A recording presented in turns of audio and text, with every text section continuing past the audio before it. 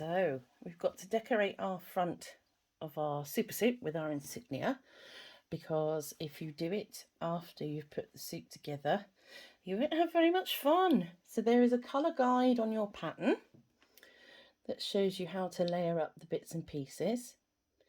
I would recommend changing the thread for each piece that you're going to do.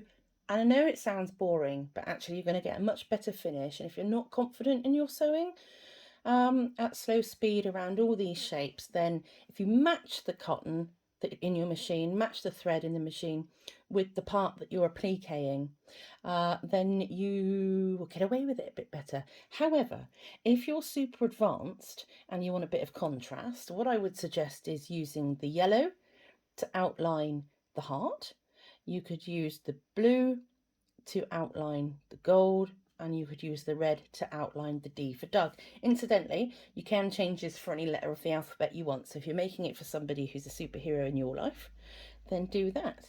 So what we're going to do is position in the middle of the top of the chest the heart for the background of the insignia, and we're going to pin it on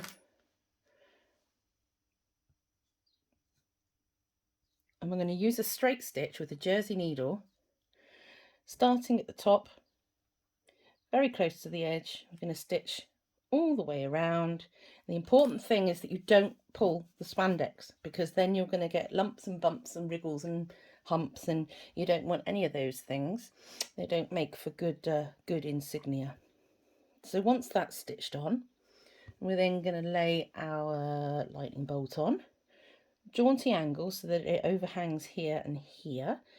It gives the design depth and dimension. And again, you're going to sew just on the edge of the gold felt all the way around the shape, so we make a nice layered up effect.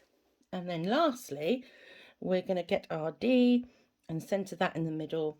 And what I would do with the D, if you've got one of these letters that has a cutout in the middle, is do the outside first. So I would actually start at this top corner and go across, come down these straight edges, and then only when the outside was finished would I attempt the inside row. So that's what we're going to do now. So here's the first stage of the insignia. I've done my heart, and as you can see, everything is laying really, really flat and beautiful. And on the back, we can see we've got this depression where the felt has taken in the tension.